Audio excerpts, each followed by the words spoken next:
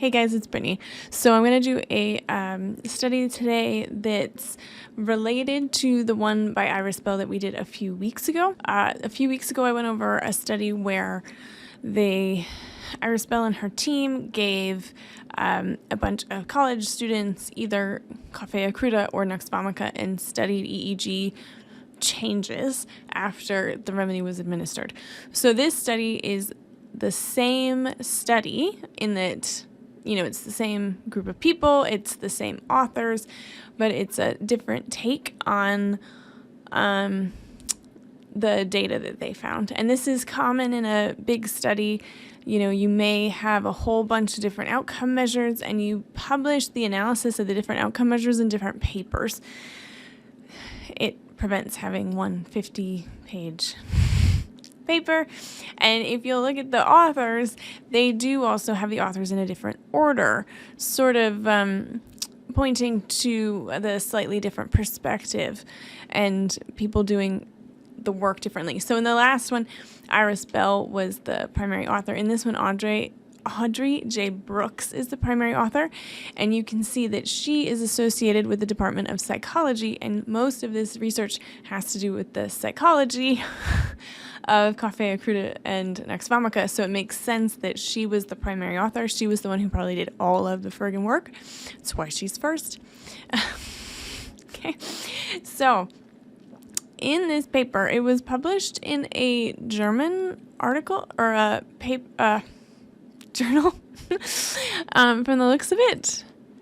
Forsch Komplementmed. I'm going to guess I don't know what Forsch is, but this looks like complementary medicine, in 2010. Okay. So this paper looked at how Coffea, Cruda, and Vomica changed people's moods, and whether or not the mood change was dependent essentially on what the person had going on beforehand. So what they did was they separated the people in the study into an anxious group and a highly hostile group based on some psychological questionnaires. The questionnaires were anxiety sensitivity or type A cynical hostility. So people who scored high in anxiety sensitivity were in the sensitivity group, high on the cynical hostility group were in the hostile group. And half of the anxious people got Coffea, Cruda, half of the anxious people got Vomica, half of the hostile group got Coffea, Cruda, half of them got Vomica. They also came up with a kind of constitutional type questionnaire where they tried to see if people were Vomica constitutional type and Coffea, Cruda constitutional type, and tried to look at whether or not that determined how the person reacted to the remedy. Because part of their premise in this paper, which is an interesting premise, I haven't seen before someone look at this, but that different people react differently to different remedies. So, if you are somebody who needs Vomica, you're probably going to calm down when you get Vomica. But if you're not somebody who needs Vomica, it's probably going to make you into a mean stress ball. Right? Like that's sort of what I think they're trying to get at. And so they're trying to study these individual reactions to the remedies. And so then they looked at how someone who scored as a Vomica type did on Vomica and Coffea, Cruda, and how someone scored on the Coffea, Cruda type did on Coffea, Cruda versus Vomica. So like the other study, the way it was done was people would be hooked up to these sleep study machines, and they measured their baseline sleep. And then on a couple nights, or I say on one night, they got placebo then, after getting the baseline collected. And then after the placebo, then a few nights later, they would get the active treatment. Everybody got placebo first, and it was single-blinded in the sense that the participants did not know they were getting placebo, but the people who were administering the test knew that indeed it was placebo. And it makes sense that everybody got the placebo first, right? Because if you gave someone Vomica on day 8 and looked at the sleep study recording and saw a bunch of changes, but then you measured the placebo sleep study recording on day 14, you could argue that any changes you see in the placebo was actually carryover treatment from the verum treatment. So everybody got the placebo first. Now, they also, with these, so in this trial, the sleep study results are not really discussed. That's in the other trial that I looked at. But in this one, what they looked at was mood changes with the different groups of people. And that's because they also did a questionnaire on people's mood after the placebo and after the verum treatment. Right? And the mood was a profile of mood states scales at bedtime. Okay?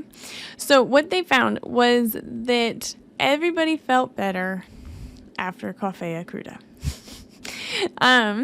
So there was less anger, better overall mood, and improved depression. The depression, I believe, was not statistically significant. This was true for everybody. If somebody was anxious to begin with, they felt better after Coffea Cruda. If they were hostile to begin with, they became worse with Coffea Cruda. Those who were supposedly Coffea Cruda type felt worse, less vigor after Coffea Cruda. Coffea Cruda type who got Vomica felt better. Okay, so let's go into the specifics on the mood by remedy type. So here we have, this is our figure 1, and this is the mood change score by the treatment group. So we've got this dark blue is Vomica and the light blue is Coffea Cruda. If the bar goes down, their mood got better. If it goes up, their mood got worse. So total mood got quite a bit better with Coffea Cruda, and the p-value is less than 0.02. Great p-value, very significant. All right, that's also true with anger. So they got less angry on Coffea Cruda. Now, with Vomica, nothing was, so with Vomica, nothing was statistically significant. None of this. It's interesting that Coffea Cruda seemed to have a larger impact on mood in this sense. Depression was less significant. Sorry, that was very unclear. So there's 2 little stars there, which is to this p-value less than 0.09. Not usually considered statistically significant, although potentially in psychology, different fields have different p-value standards. And I don't know what psychology's is. So less statistically significant than anger and total mood, but still close enough that they reported a p-value. Now, this is kind of to be expected, right? Coffea Cruda makes you super happy. Hahnemann has this essay on coffee, which is Coffea Cruda. Coffea Cruda is crude coffee. That's what it means. And so he called coffee creating this false sense of euphoria, which is exactly true. I mean, it's why I want my coffee every single morning when I feel like the world is a horrible place, when I wake up and all I want is my false sense of euphoria. So is this potentially a proving effect, right? That everybody's feeling a little happier because they got a little coffee. Right? Now, what's also interesting about Coffea Cruda, though, is so here's the next figure, figure 2. So people who were very anxious, this is tension over here. So their tension went down. People who were highly hostile got less tense after Coffea Cruda.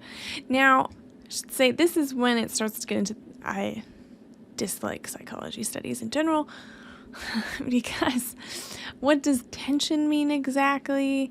Like, if it's a questionnaire, is Coffea Cruda potentially working on a couple questions? It's like, how often do you worry? Are you restless? Is your leg shaking? Like, is that how they're measuring tension? And then I wonder if Coffea Cruda is working on a couple of those questions equally, or, like if Coffea Cruda is going to change how people report on one or two questions or the whole questionnaire equally. Because the idea of tension is so far removed from concrete specifics, I don't know how to interpret this, to be honest, because Coffea Cruda can create anxiety and it can create euphoria. Now, if we take a look at the repertory, here is my TBR2 repertory. If you go to mind, you do agitated, and we do anxiety, but we also do cheerfulness or contentment.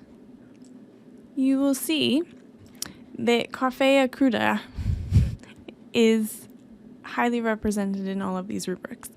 And so what this is saying is, because the TBR2 only has primary symptoms. Primary symptoms are the only ones we're interested in. This means that Coffea Cruda, in its primary effects, always can create either anxiety or cheerfulness or contentment or whatever, which makes sense. What happens when we have a cup of coffee? Our heart starts to race, maybe we get restless. That can be a kind of tension. It can make people very anxious. It's why people sometimes give up coffee. But also, your first sip, what is more beautiful than the first sip of coffee? Like, everything looks brighter, which of course is why everybody freaking drinks coffee and why it's so addictive, because it gives you energy and it gives you this beautiful outlook on life. It makes you super creative. This is why we love coffee. So, to go back to the study, it's a little hard for me to say what exactly is going on here, knowing what I know about Coffea Cruda and homeopathy, because I don't really know what tension is, and I'm not quite sure how the highly anxious people are, how are they characterized as anxious and how are they characterized as hostile? Because basically both the improved mood and the worsened mood and improved mood and worsened tension could all be potential proving effects of Coffea Cruda. Now, so basically with this study, it's an interesting study. It's another study where it's awesome. We're getting objective, maybe not as objective as a sleep study report, but, objective questionnaires with nice quantitative data that these remedies are changing stuff. So for all the naysayers that say it's too dilute, it could never have any potential effects, this is more to add to the very large pile of research that shows that to me is quite good quality research. It's placebo controlled. It's really well analyzed as far as I can tell. That these remedies really are creating changes. I think the study was trying to get at different personality types and how they would interact with remedies, but as a practitioner, I don't get a lot of use out of it because it's all a bit vague. Tension, what is tension? Anxiety, what is anxiety? Hostile, what is hostile?